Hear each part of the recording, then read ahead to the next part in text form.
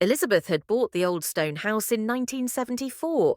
Since then, a single painting had always hung in the hallway, a quiet scene of a lavender field stretching along a hillside, with soft mountains in the background and a cloudless sky above. She'd cleaned it, reframed it, dusted it, but the image had never changed. Until last week, until her granddaughter Aria came to visit and noticed something no one else ever had. Aria was 9, curious, observant, sharp-eyed. That morning, after breakfast, she stood in the hallway, silent, still, just staring at the painting. Then she walked into the living room and said, with perfect certainty, "Grandma, that girl in the field is you, right?" Elizabeth blinked. "What girl?" "In the painting, the one in the white dress, with your hair, like in that photo of you when you were little." Elizabeth paused. "Sweetheart, there's no girl in that painting. It's just a field." Aria frowned. "No, there is. I saw her." Elizabeth stood up and walked into the hallway. She stared at the painting. Lavender fields, blue sky, distant hills. No girl, just the same scene she'd seen for over 30 years. She smiled to herself.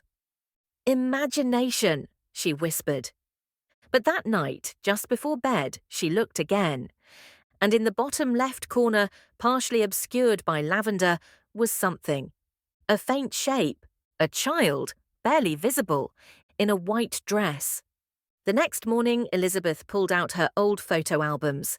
She flipped through yellowed pages, memories pressed between plastic sleeves.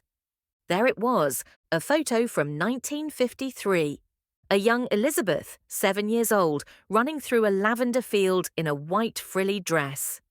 She looked at the photo, then at the painting, then back again. Her heart skipped. The figure in the painting was her. But how? She'd bought the painting in 1989 from a dusty antique shop, long before digital editing or AI manipulation. So how was her childhood self now inside it? Elizabeth took the painting down from the wall. She examined it up close.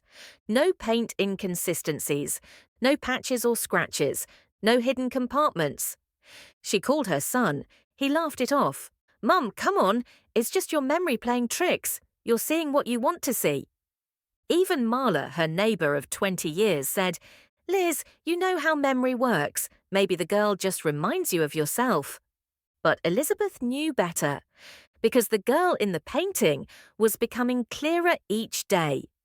She grabbed her phone, took a photo of the painting, then the next day, another. She compared them. The difference was subtle, but real.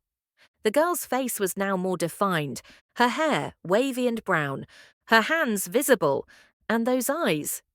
Elizabeth knew those eyes. This was no illusion. The painting was changing.